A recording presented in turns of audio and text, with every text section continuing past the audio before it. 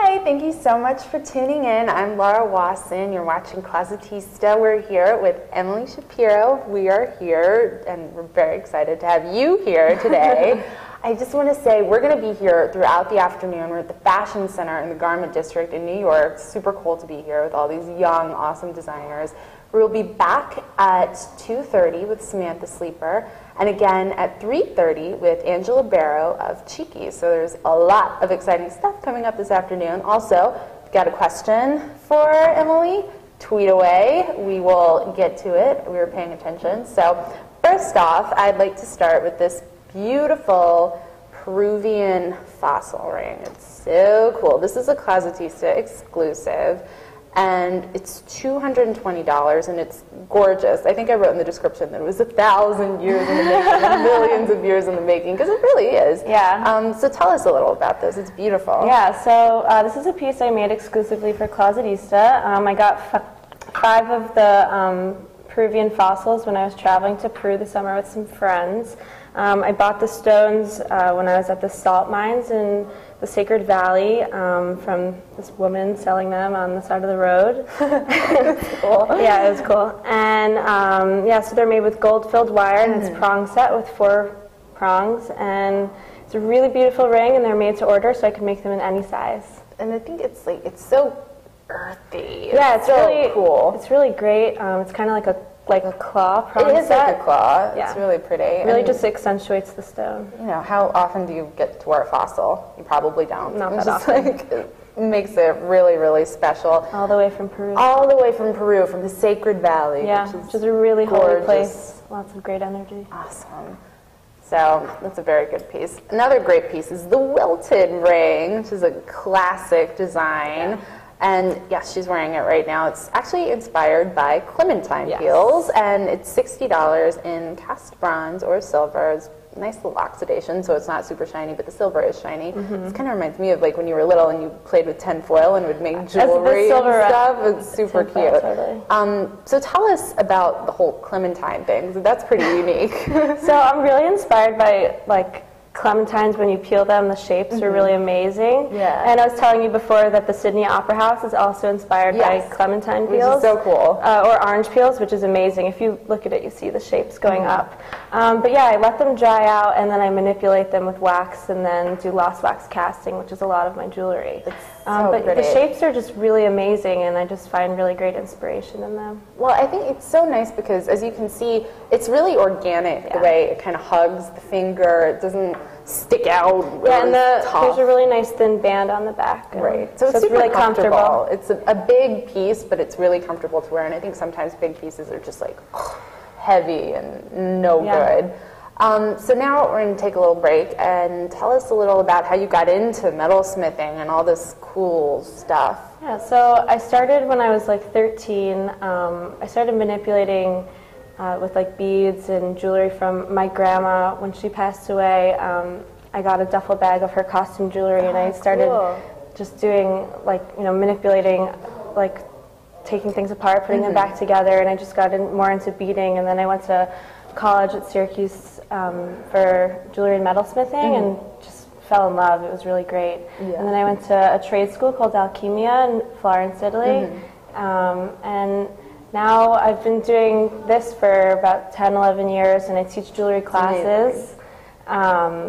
Yeah, I teach classes in silversmithing, wax carving, some other things, and I started my line about a year ago, and here I am.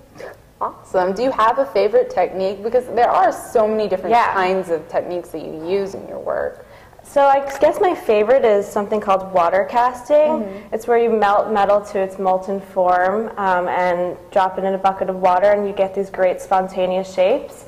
It's actually, I was telling you, an old fortune-telling technique. Cool. Yeah, like this piece is a water casting, and you can see it almost it looks like a shell. shell. You get these really just wonderful shapes, and they're just, you have like very little control over it. Right. And the best part is when you just kind of pick it up out of the water, and you're like, oh, I see a shell or a whatever. See a bear. A bear, anything. And you know, it's just really wonderful and spontaneous. And it's more for me about the process. and then, you know, seeing what I get and where it takes me, and then going from there. That's super cool. And then getting inspired from that. Yeah. Just continuously learning.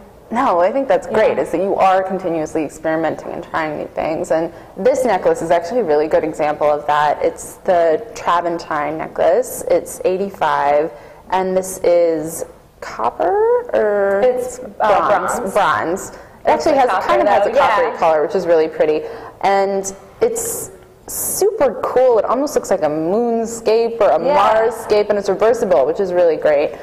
So what was the technique that you used for this? Well, it's actually really similar to water casting, because I basically do the same thing but in wax, in water, and then I cast it in the metal. So I just do the same thing with wax. That's so cool. Yeah, it's really fun. I love it. Actually also looks like the moon to me. It really looks like, it's like, this looks like Mars. I know, and it's great because it's like, you know, each day it's like, which side do I want to wear? I know. I have a similar one on. Yeah, and it is really cool because it is totally reversible, and both sides are totally different. I know, even though it's the same piece. Like a little, like a topographic map, it looks like. Yeah, it really does. It's got so much, I mean, it is, obviously, it's 3D, so it's got a lot of dimension, but that is beautiful. Another piece that's super pretty is the River Ran pendant, which is actually 3 pieces of sterling silver that are riveted together, so it actually moves. It's a river running. This is $150, and it's really, really pretty and simple. I think it's just such a nice, easy piece that you can just throw on. It looks beautiful with everything. Nature is something that you are always referencing in your work. Always, yeah. Why is that, and how did you, is that just kind of where you find a lot of inspiration? Yeah, I just love, like, you know, I've really always inspired by flowers and tree bark, and I'm really into hiking and, you know, a lot of outdoorsy things. Yeah. And obviously you can see I love rough cut stones and their meanings behind them, and just things like that. It's really cool, and I think this is a piece that you can kind of see that, for me at least, the floral reference, for sure. It looks like flower petals just kind of molded together. This is the boundless cuff. It is made of brass. It slips really easily right on the wrist. It's super pretty. It's 110, and you know, I think what's really great about this is obviously gold cuffs of any kind are always popular. Everybody wears them, but this makes it a little lighter. Yeah, which is great. It's not so heavy. Well, all the negative space that's cut out, you know, which makes it so beautiful, but also makes it light. But the brass is really sturdy. Right. What is your favorite metal to work with? Do you have one? You worked with so many. It's a really big toss-up. I love copper because copper is really great energy for your body. Like this piece is copper, but you know, sterling silver is really great because it doesn't tarnish your skin. It's a precious metal. I can go through every metal right now. No, but it's good. You know about the metal. Yeah, but really you know, bronze is also good because it's affordable right now. I love the color. So I basically just did everything that I work with. I like metal in general. I think this is a pretty good example of that. I'd have to say sterling silver. Sterling? Yeah. Well, I think this is such a pretty example of that. It's so bright. I don't know, to me, I don't think of silver as being super bright, but this is bright white almost. It's like snowy white, which is super pretty, and it catches the light really well. Even though there aren't any stones in there to catch the light, it almost mimics the way a stone would work. You do work with a lot of different kinds of stones. Do you kind of have an idea in mind, like for example, for the Peruvian fossil ring, do you kind of see the stone and think, well, I could kind of do this with that, or do you have maybe an idea in mind and then find a stone that works? Or no, I actually always buy the stones first and say, I'll do something later with it. We'll figure it out. My stone collection, I have huge. So many stones that I've had for like the last 10 years, and I'll just keep buying and buying and say, I'll figure it out, because I just love stones. I'll figure it out. I just love them. Right. No, it's awesome. And aquamarine is a stone that you come back to a lot. Yeah. What is the meaning? I know you mentioned there are a lot of meanings for stones. Yeah. What is the meaning behind aquamarine?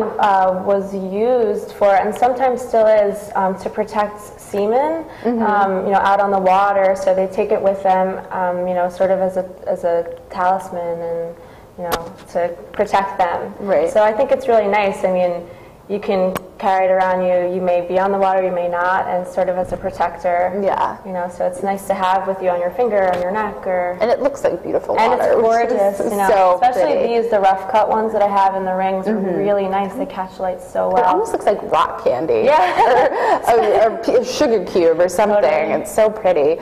But anyway, thank you so much for being with us today. All of these beautiful pieces thank you for having me. are handmade in New York, which I think is so special, and you won't find stuff like this anywhere else. Thank you. We're very excited to have you on the site, and stay tuned. We'll be back at 2:30, and we'll see you later. Thanks. Bye.